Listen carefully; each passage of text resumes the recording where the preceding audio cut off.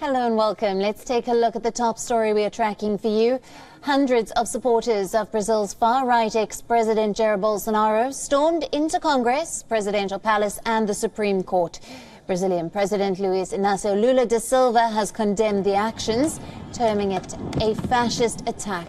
The protesters disputed the result of the 30th of October election, in which leftist Lula da Silva beat Bolsonaro.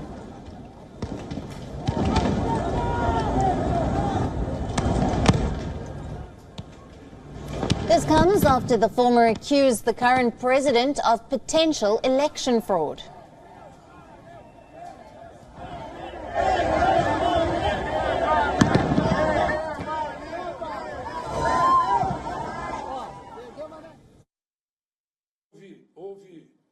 Fanatic fascists, did something that wasn't ever done in the history of this country. It is important to remember that the left in Brazil has had tortured people, had people killed. It's had people disappeared, and never have we seen someone from the left, of any movement on the left, invade its National Congress, Supreme Court and Planalto Palace. Meanwhile, police struggled to contain the mob in Brasilia. Tear gas was used to disperse supporters.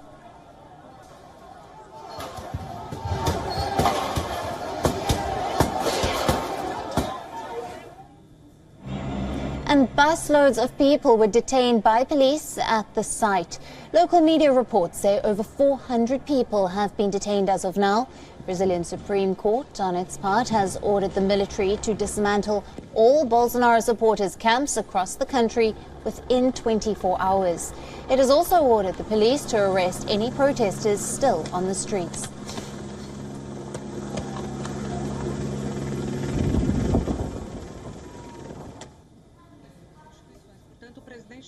Soon after the crowd was cleared, President Lula da Silva visited the site. He was visiting the flood-hit southeastern state of Sao Paulo when the attacks occurred, but had to fly back to Brasilia to oversee the response to the siege. On the other hand, Bolsonaro took to Twitter to reject the claims related to the invasion by his successor. He wrote that peaceful demonstrations were a part of democracy, but any invasion of public buildings is crossing the line. A massive operation is still underway by the Brazilian security forces to evacuate the demonstrators from the palace. Riot police were on horseback and shot water cannons and fired tear gas from bombs from helicopters to fight them back. Now, following the incident, Brazilian government announced adopting more measures to ensure the security of the capital. Meanwhile, the anti-government mob attack was condemned by world leaders, including US President Joe Biden, who called it outrageous. Indian Prime Minister Narendra Modi also took to Twitter to express concern about the situation. The leaders have extended support to President Lula da Silva and Brazilian authorities.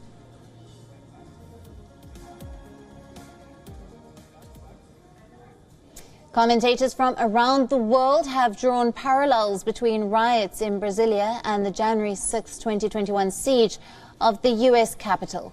Listen in. This is not a specifically Brazilian thing. It's not a specifically North American thing. I mean, we've seen the rise of populism in global democracies around the world, from the UK to India to Brazil to the United States to Mexico.